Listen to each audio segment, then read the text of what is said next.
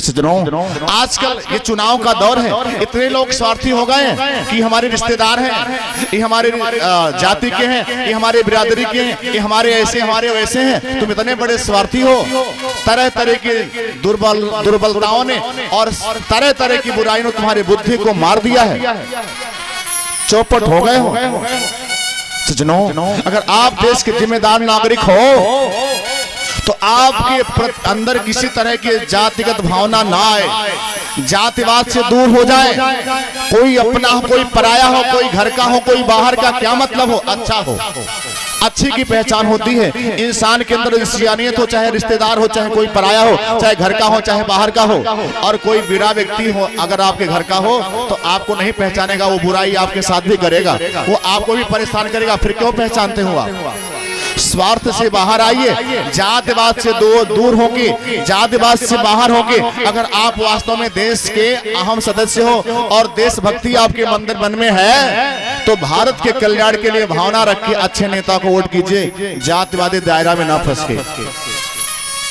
और दूसरी बात है सज्जनों, हम जिस सिद्धांत में जी रहे हैं, जिस संस्कृति में जी रहे हैं, जिस व्यवस्था में जी रहे हैं, हमारे लिए अपने संस्कृति के प्रति भी अटूट आस्था होनी चाहिए। और इस बात को मैं गर्व से कह सकता हूं, अगर भारत आजाद हुआ अंग्रेजों से तो इसमें हमारी संस्कृति की देन थी, हमारी संस्कृति की पहचान थी।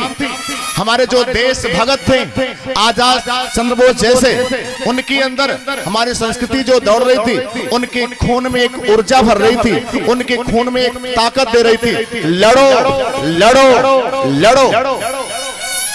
वो संस्कृति, वो उनकी परंपराएं, उनकी कुल पितामहों के दिए गए जो संस्कार थे वो लड़ा रहे थे अंग्रेजों से। अगर वो संस्कार ना होते तो लड़ते नहीं।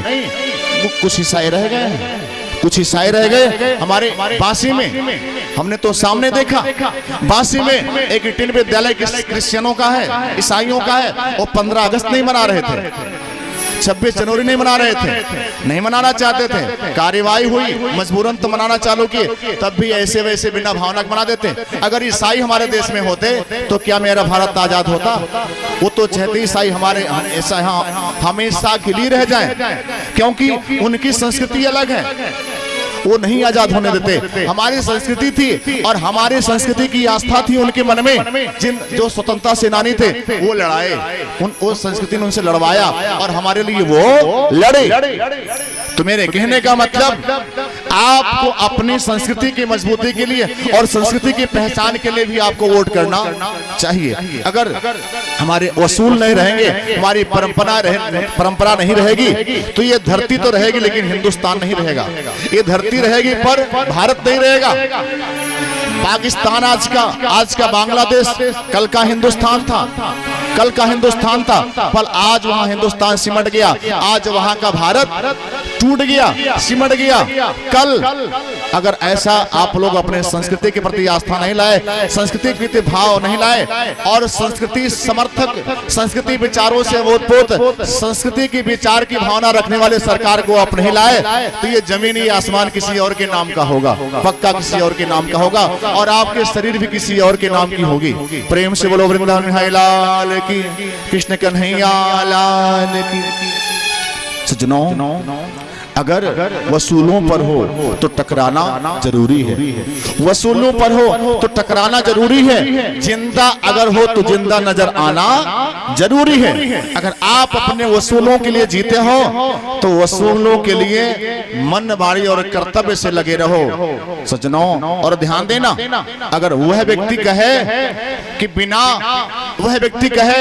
बिना अध्यात्म के, बिना संस्कृति के भारत को विकसित किया जा सकता है तो वह विकास भी रोग बन जाएगा।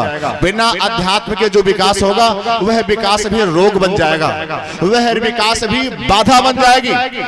सज्जनों, जब तक अध्यात्म नहीं आएगा, जब तक धर्म नहीं आएगा, तब तक व्यक्तित्व विकसित नहीं होगा। और जब तक व्यक्तित्व विकसित नहीं होगा, जब तक विचारधारा विकसित नहीं होगी, तब तक आप टाटा, बिरला, धीरू भाई अंबानी और बिल गेट्स क्यों बन जाए, आपको संस्कृति, आपको शांति और सुख नहीं मिलेगा।